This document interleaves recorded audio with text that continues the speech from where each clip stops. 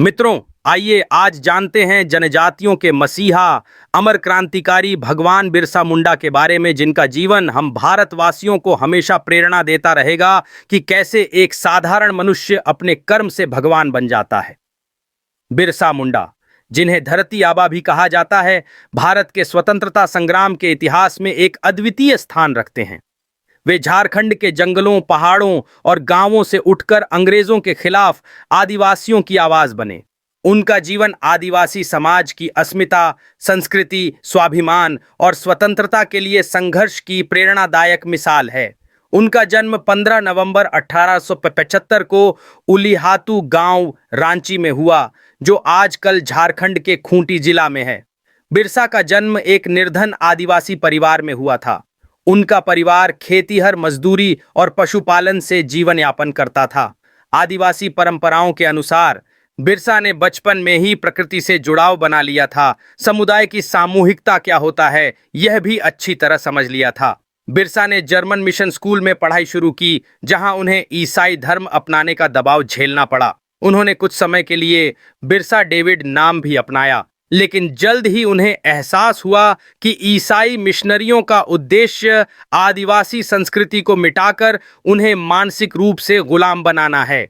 इस अनुभव ने उनके भीतर आत्मगौरव और संघर्ष की चिंगारी जलाई। उन्होंने स्कूल छोड़ दिया और अपने समाज को जागरूक करने का संकल्प लिया। बिरसा ने आदिवासियों को ईसाई धर्म और बाहरी रीति रिवाजों से बचाकर उनकी पारंपरिक धार्मिक आस्थाओं में लौटने का आह्वान किया। उन्होंने एक नया पंथ शुरू किया, बिरसाइत, जिसमें ईश्वर एक है। सिंगबोंगा यानी शंकर भगवान, सिर्फ सिंगबोंगा की पूजा करें, ऐसा ऐलान किया। शराब, अंधविश्वास, गंदगी और आपसी झगड़ों से दूर रहें। साफ सफाई, अनुशासन और भाईचारे को अपनाएं। बिरसा का संदेश जंगल जंगल, गांव गांव फैलने लगा। बिरसा मुंडा अपने अंदर जागृत दैविक शक्ति और जंगली जड़ी बूटियों की मदद से अपने समुदाय के बीमार और पीड़ित व्यक्तियों की सेवा में लग गए। उन्हें लोग धरती आबा कहकर पूजने लगे। इस बीच भारत में अंग्रेजों का उपद्रव बढ़ता गया और उनका दायरा झारखंड के जंगलों तक पहुंच गया।